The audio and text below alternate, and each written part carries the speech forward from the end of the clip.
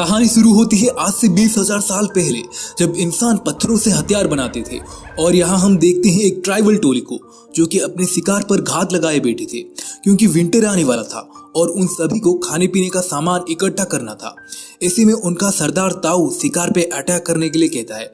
खुद पर हमला होता हुआ देख जानवर भी उन पर हमला कर देते हैं और उन जानवरों को अपनी तरफ आता देख सब लोग अपना अपना भाला उनके तरफ फेंक देते हैं, जिससे वो जानवर अपनी दिशा बदल देते हैं और एक एक करके खाई में गिरने लगते हैं। ये देख उन जानवरों का मुखिया उन ट्राइबल टोली के मेंबर्स के ऊपर हमला कर देता है, जिसमें वो ताऊ के बेटे कीड़ा को मारने आता है।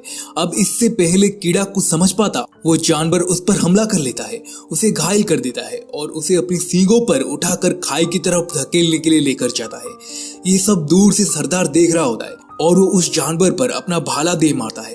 भाला लगते ही वो जानवर कीड़ा को हवा में उछाल देता है, जिस वजह से कीड़ा खाई की तरफ गिरने लगता है। अब सीन फ्लैशबैक में चली जाती है। एक हफ्ता पहले ताऊ जब शिकार पर निकलता है तो वो कुछ युवाओं को अपनी टोली में शामिल करने के लिए उनका इम्तिहान लेता है, जिसके तहत उन्हें कुछ औजार बनाकर दिखाने थे। अब उनमें से 2 लोगों का चुनाव किया जाता है, जिनमें से उसका लड़का कीड़ा भी होता है। यहाँ उन दोनों को खूब पीटा जाता है और उनकी सहन शक्ति का इम्तिहान लिया जाता है, जिसमें वो दोनों पास हो जाते हैं।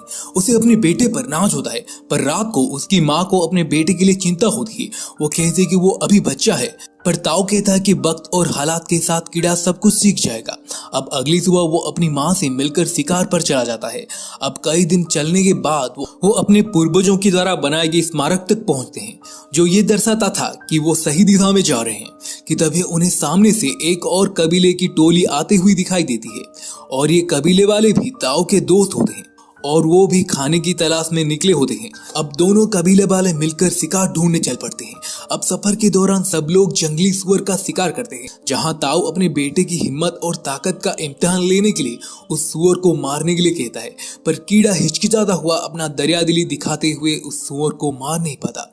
ये देखकर ताऊ भड़क जाता है और उसे कहता है कि बेटा, आखिर में वही जिंदा रहता है जो ताकतवर होता है। इतना कहकर वो सुअर को मार देता है। अब रात को जब सब लोग अपना शिकार खा रहे होते हैं तो ताऊ को जंगल में कुछ आवाज सुनाई देती है और वो सभी लोगों को शांत रहने के लिए कहता है और सब लोगों को भी वहां किसी जानवर का होने की एहसास होता है और सब लोग चौकन्ना हो जाते हैं। पर कुछ देर कोई हलचल ना होता हुआ देख सब लोग हल्के पड़ जाते हैं कि तभी एक शेर उनमें से एक लड़के को उठा कर ले जाता है और उसे मार देता है। ये सब देखकर कीड़ा घबरा जाता है, पर ताऊ अपने बेटे को हौसला रखने के लिए कहता है। अब अगली सुबह सब लोग उस लड़के को मरा समझ उसे श्रद्धांजलि देकर अपनी मंजिल की तरफ रवाना हो जाते हैं और अपनी पूर्वज द्वारा बनाए गए स्मारकों से होते हुए एक रात गुफा में बिताते हैं। यहाँ ताऊ अपने बेटे के हाथ पर अपनी पूर्वज द्वारा बनाए गए रास्ते का एक नक्शा बनवाता है, ताकि वो मुश्किल हालात में भी उससे फॉलो करके वापस घर लौट सके।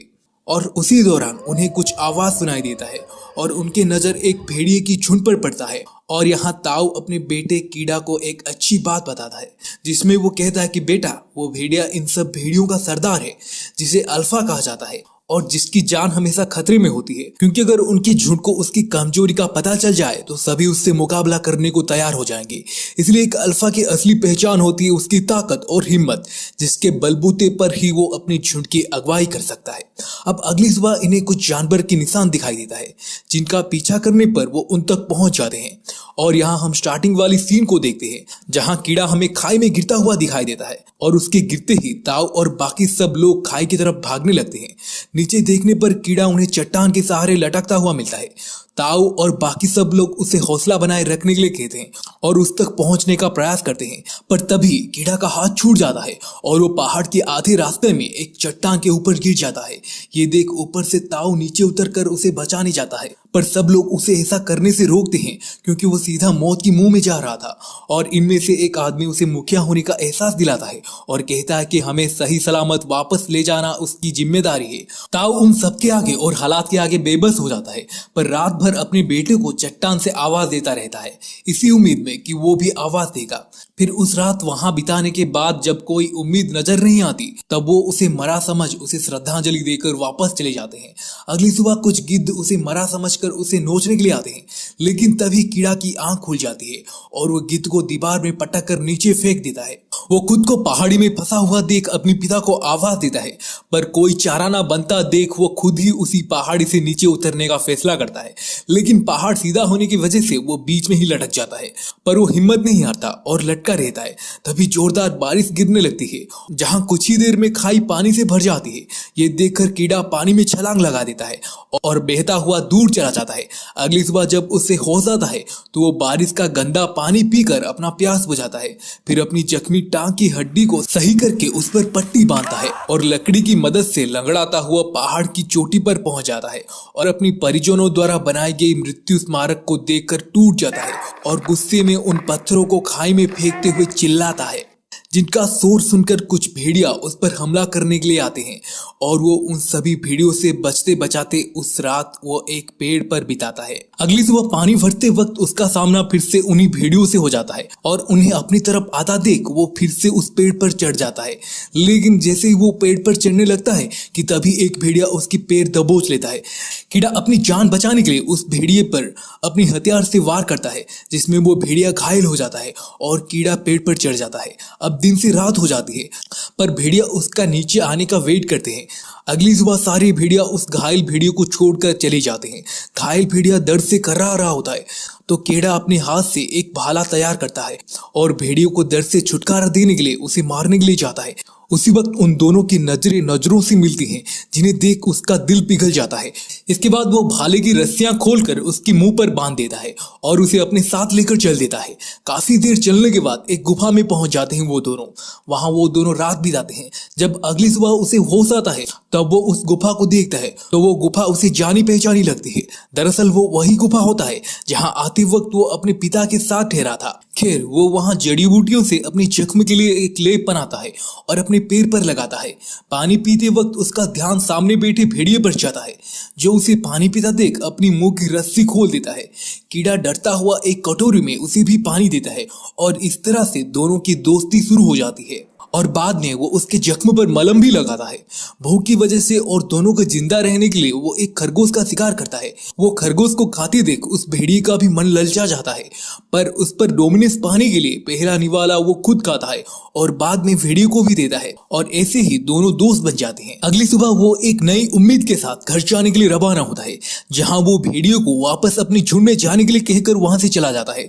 पर वो भेड़िया लगातार उसका पीछा करता रहता है और उसकी मना करने के बावजूद उसका पीछा नहीं छोड़ता। यहाँ एक सीन में वो लकड़ी से उसे मारकर भगाने की कोशिश करता है, पर वो भेड़िया किसी कुत्ते की तरह मुंह में लकड़ियां दबाते हुए उसके पास आता है और उसके साथ खेलना शुरू कर देता है। तो फाइनली वो उसे अपने साथ आने देता है और थोड़ी दूर चलने के बाद उन्हें एक जंगली सुअर का झुंड दिखाई देता है।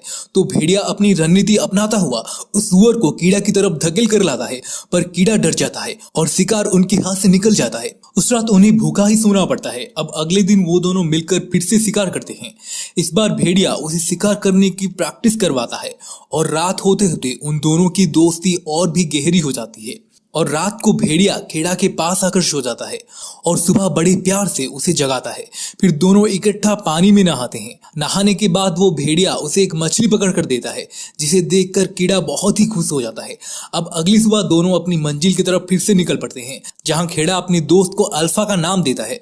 अब धीरे धीरे मौसम बदलता है और विंटर आ जाता है। ऐसे ही एक दिन दोनों एक जंगली सुअर का शिकार करने लगते हैं, जहां कीड़ा बेखौफ उस सुअर का शिकार करता है और रात को दोनों मिलकर दावत खाते हैं। तभी एक भेड़िया उनके सामने आ जाता है। खतरा समझकर कीड़ा भाला उठाकर उसके सामने आता है, पर कीड़ा जल्दी ही समझ जाता है कि ये उसका ही झुंड था जो अल्फा को वापस लेने आया था। अब अल्फा पीछे मुड़कर एक आस भरी नजरों से कीड़ा की तरफ देखता है, मानो जैसे वो उसे जाने की परमिशन मांग रहा हो।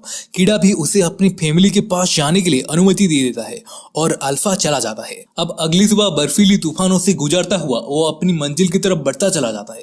कुछ देर चलने के बाद उसे एक भेड़ियों का झुंड नजर आता है, जिनमें वो अल्फा को देखता है। ये देखकर वो बहुत खुश हो जाता है और अपनी दोस्त की तरफ भागने लगता है कि अचानक बर्फ टूट जाता है और वो नीचे पानी में गिर जाता है। अल्फा भी उसे देख लेता है और उसे बचाने के लिए दौड़ कर आता है और अपनी पंजों से बर्फ को तोड़ने की प्रयास करता है, पर तोड़ नहीं पाता। उधर दूसरी तरफ कीड़ा अपनी चाकूनुमा हथियार से बर्फ को तोड़ने में कामयाब हो जाता है और अल्फा की मदद से बाहर आता है। ठंड से बचने के लिए वो कपड़े उतार कर आग के पास अल्फा के साथ सो जाता है। कीड़ा सुबह होते ही अपनी मंजिल की तरफ निकल पड़ता है, जहाँ रास्ते में उन्हें एक आदमी दिखाई देता है। वो उससे मदद मांगने के लिए जाते हैं, पर वो शख्स बर्फ में जमकर मर चुका था। उसके बाद कीड़ा उसके हाथ से तीर और कमान ले लेता है और अपनी मंजिल की तरफ बढ़ जाता है। अब आगे सफर के दौरान उनका सामना बर्फीली तूफान और लकड़ बग्घों से होता है, जहां दोनों अपनी जान बचाने के लिए एक गुफा में सहारा लेते हैं। गुफा के अंदर चले जाते हैं। गुफा के अंदर अल्फा को किसी अनजान खतरे का एहसास होता है कि तभी एक शेर खेड़ा के ऊपर हमला कर देता है, लेकिन अल्फा बीच में आ जाता है और अपनी जान की परवाह ना करते हुए शेर से भी भिड़ जाता है। उधर दूसरी तरफ खेड़ा अपनी तीर से उस शेर को मार गिराता है, लेकिन इस लड़ाई में अल्फा काफी घायल हो जाता है। अब अपनी प्रति उसकी वफादारी देख खेड़ा उसे अपनी साथ ताउम्र रखने का कसम खाता है। अगली सुबह फिर से वो अपनी मंजिल की तरफ चल देते हैं। रास्ते में खेड़ा को अपने पूर्वज द्वारा बनाए गए स्मारक दिखाई देता है। इसका मतलब वो सही रास्ते में जा रहे थे। वो घर की बहुत पास थे और उस भयानक सर्दी में दोनों अपनी मंजिल की तरफ बढ़ते हुए दिखाई देते हैं, जहां एक दिन जख्मी हुई अल्फा का हिम्मत जवाब दे जाती है और वो नीचे गिर जाता है। उसकी हालत देखकर कीड़ा उसे अपने हाथों पर उठा लेता है और आगे का सफर जारी रखता है। अब कुछ दूर चलने के बाद भूख और प्यास से खेड़ा की भी हिम्मत जवाब दे जाती है और वो बेहोशी की हालत में अल्फा को नीचे रखकर सो जाता है, जहां उसे अपनी माँ बाप का सपना आता है और उस सपने से प्रेरित होकर कीड़ा जाग जाता है और अपनी पूरी ताकत लगाकर एक बार फिर से उठ खड़ा होता है और अल्फा को अपनी गोद में उठाकर अपनी मंजिल की तरफ बढ़ जाता है। थोड़ी दूर चलने पर उसका हौसला रंग लाता है और अपनी कबीले को देखकर उसकी खुशी का कोई ठिकाना नहीं रहता। तो फाइनली वो अपनी फैमिली के पास पहुंच जाता है और ताऊ अपने बेटे को जिंदा देखकर बहुत खुश होता है, जहां खेड़ा उसे पूछता है क्या उसने खुद को साबित कर दिया या नहीं। ये सुनकर ताऊ रोने लगता है और उसे अपने सीने से लगा लेता है। अब कबीले के लोग उन दोनों का इलाज करते हैं और उन्हें पता चलता है कि अल्फा एक मादा है जो भेड़िए बच्चों को जन्म देती है। ये देख कीड़ा सरप्राइज हो जाता है, क्योंकि पूरे टाइम कीड़ा उसे एक मेल समझ रहा था। यहाँ पर अल्फा 2 पिल्लों को जन्म देती है। इसके बाद कीड़ा की नजरों में अल्फा के लिए इज्जत और भी बढ़ जाती है। कबीले के लोग उन पिल्लों का और अल्फा का स्वागत करते हैं। अब कुछ टाइम के बाद हम कबीले के एक नए मुखिया को देखते हैं, जो अपने हाथों में आने वाला समय की बागडोर को संभालता है और इस तरह से हम इंसान और जानवर के बीच वफादारी जैसी रिश्ते की शुरुआत होती है। इसके साथ ही यहीं पर ये मूवी खत्म हो जाती है।